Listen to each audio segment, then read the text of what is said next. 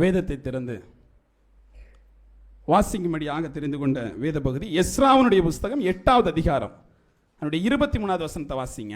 அப்படியே நாங்கள் உபவாசம் பண்ணி எங்கள் தேவனிடத்திலே அதை தேடினோம், எங்கள் விண்ணப்பத்தை கேட்டருளினார். அப்படியே நாங்கள் உபவாசம் பண்ணி எங்கள் தேவனிடத்தில் அதை தேடினோம், எங்கள் விண்ணப்பத்தை கேட்டருளினார். பாருங்க, இங்க ஒரு கூட்டம் உபவாசம் இருந்திருக்கு. உபவாசம் இருந்து தேவன்கிட்ட ஏதோ கேட்டிருக்கு. கேட்ட உடனே அவர் என்ன பண்ணியிருக்காரு? அந்த விண்ணப்பத்தை அவங்க என்ன கேட்டாங்களோ அதை என்ன பண்ணியிருக்காரு? அவர் கொடுத்துருக்கிறாரு. ஒரு வசனம் நமக்கு சந்தோஷமாக தான் இருக்குது. உபவாசம் இருந்து தேவ சமூகத்தில் கேட்டால் கேட்டது என்ன செய்யும்? கிடைக்கும். இந்த இடத்துல நம்ம எஸ்ராவுடைய புஸ்தகம் வாசிக்கிறோம் இல்லையா? எஸ்ரா எதுக்காக உபவாசம் இருந்தான்னு வேதம் சொல்லுது அப்படின்னா, அவன் பாபிலோனில் அடிமைப்பட்டு இருக்கிறான். எங்க அடிமைப்பட்டிருக்கான்? பாபிலோன்ல அடிமைப்பட்டு இருக்கான். இப்போ பாபிலோன்ல இருந்து எருசலேமுக்கு போனோம். பாபிலோனுங்கிறது ஒரு பாவம். பாவ இடத்துல நீங்க அடிமைப்பட்டு இருக்கிறீங்கன்னா அந்த இடத்துல ஒரு உபவாசம் தேவை. அந்த பாவ இடத்துல இருந்து நீங்க பரிசுத்த ஸ்தலத்துக்கு போறதுக்கு, பாபிலோன்ல இருந்து எருசலேமுக்கு போனோம்னா முதல்ல என்ன தேவை? ஒரு உபவாசம் தேவை. அப்ப பாவத்தோடு இருக்கக்கூடிய நீங்கள் பரிசுத்த வாழ்க்கைக்குள்ள போனோம்னாலே உங்களுக்கு உபவாச வாழ்க்கைங்கிறது தேவை.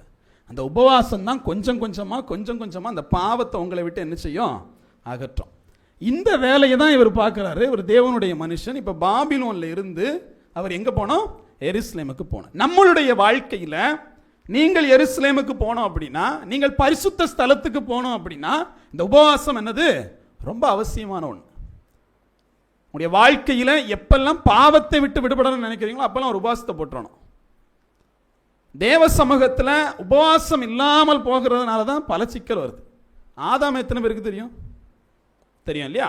தேவன் முதலாக உண்டாக்கிய மனிதன் ஆதாம். ஆதாம் என்ன பாவம் செஞ்சான்? நம்ம சொல்லி கொடுப்பாங்க. ஒரு விருட்சம் இருந்துச்சு, அந்த விருட்சத்தினுடைய கனியை இல்லையா, அதில் ஒரு பழம் இருந்துச்சு, அதை பறித்து சாப்பிட்டான் அப்படின்னு.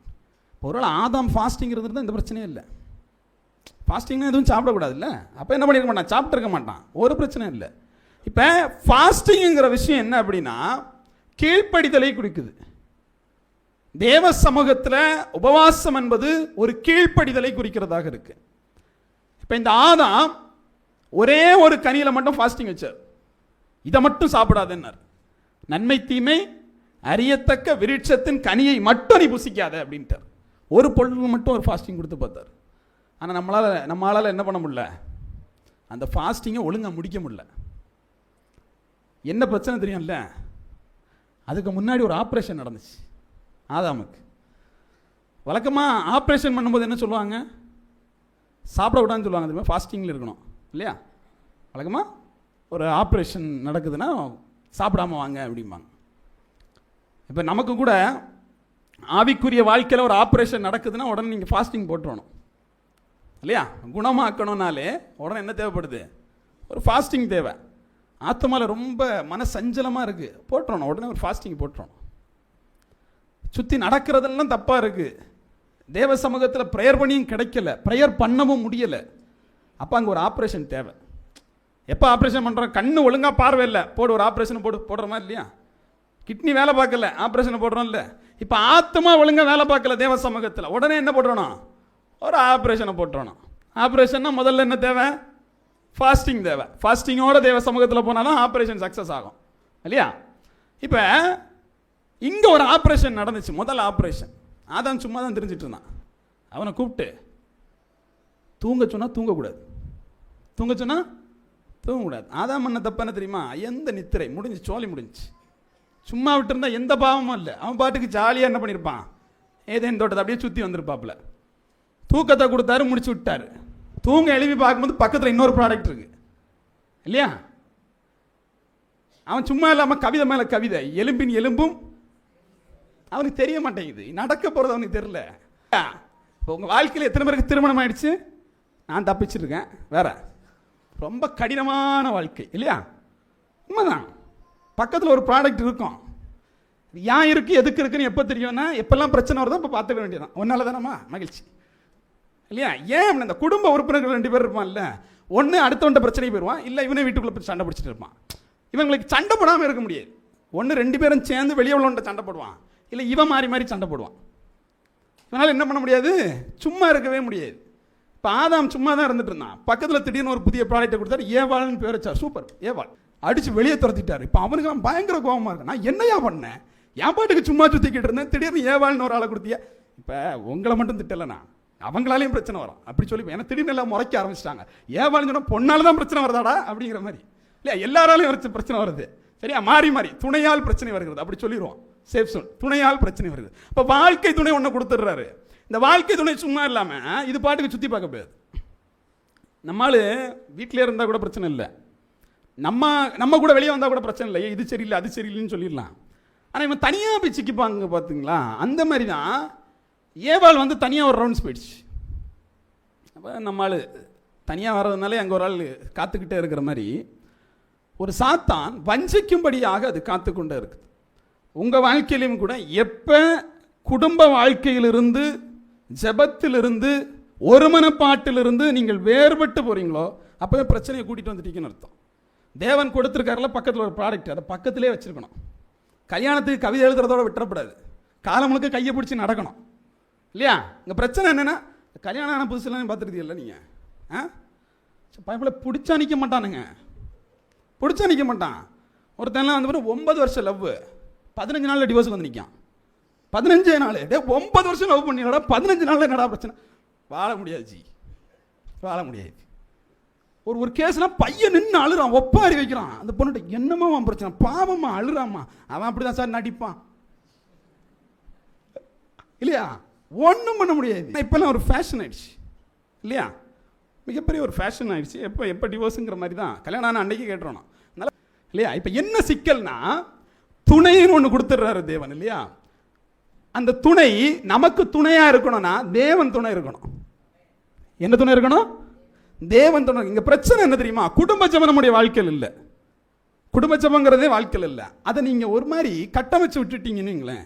உங்கள் பிள்ளை 9 மணி ஆயிடுச்சுன்னா வந்து உட்காந்துடணும் ப்ரேயருக்கு அப்படின்னு கட்டமைச்சிட்டிங்கன்னா, நீங்கள் எந்த வேலை இருந்தாலும் ஒழுங்குபடுத்திட்டு ஒரு 9 மணிக்கோ 10 மணிக்கோ, 9 மணின்ட்டான் சீரியல் ஓடுற டைம் இவனுக்கு தெரியுமா, அது நீங்கள் மாற்றிக்கோங்க. இடைவேளை டைமில் கூட உட்காந்துக்கோங்க சரியா. ஆனால் உட்காந்துருங்க, ஒரு நாளைக்கு ஒரு முறை என்ன பண்ணிடுங்க, குடும்பமாக உட்கார்ந்து நீங்கள் ஜெபிக்கிற போது அதனுடைய பலனுங்கிறது வேற. இப்போ தேவ சமூகத்தில் பிரச்சனை ஜாஸ்தியாக தராருன்னா தேவன் நம்மளை நேசிக்கிறார்னு அர்த்தம். பிரச்சனை ஜாஸ்தியாக தராருன்னா தேவன் நேசிக்கிறார். உண்மையாகவே சொல்கிறேன், தேவன் பாசத்தை எப்படி காமிப்பார் தெரியுமா, அவனை சோதிச்சு பாருப்பார். என்னடா பாசம் இது, இப்படி ஒரு பாசமே எனக்கு தேவையில்லடா இல்லையா. யோபுன்னு ஒரு மனுஷன் இருக்கிறான், அவன் தேவ சமூகத்தில் ஜெபிக்கிறான், உத்தமனா இருக்கிறான். தேவன் என்ன பரிசு கொடுத்துருக்கணும், கட்டி பிடிச்சி 2 முத்தம் கொடுத்துருந்துருக்கலாம். இல்லை பணம், நீங்கள் கேட்குற மாதிரி பணத்தை வச்சுக்க, ஆடை கொடுத்துக்க, மாடை கொடுத்துக்க, செல்வம் தானே இருந்து சொல்லி பிசாசு கையில் கொண்டு கொடுக்குறாரு. என்ன உங்கள் லாஜிக் எனக்கு புரிய மாட்டேங்குது இல்லையா.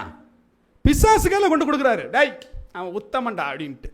இப்போ பிசாசு ரெடி பண்ணிட்டான், என்ன பண்ணிட்டான், முடிச்சு விட்டுருவான் அப்படின்னு சொல்லிட்டு பிள்ளைகளை தூக்கியாச்சு, சொத்து செல்வங்கள் எல்லாத்தையும் தூக்கியாச்சு. ஆனால் பாருங்க, தேவன் அவ்வளவு சோதனையை கொடுத்தது எதுக்காக தெரியுமா, ரெட்டிப்பான ஆசீர்வாதத்தை கொடுக்கறது. எதுக்கு, உங்கள்கிட்ட ஒரு வீடு இருந்துன்னா 2 வீடு ஆக்கி கொடுக்கறதுக்கு, ஒரு கார் இருந்துன்னா 2 கார் ஆக்கி கொடுக்கறதுக்கு இல்லையா.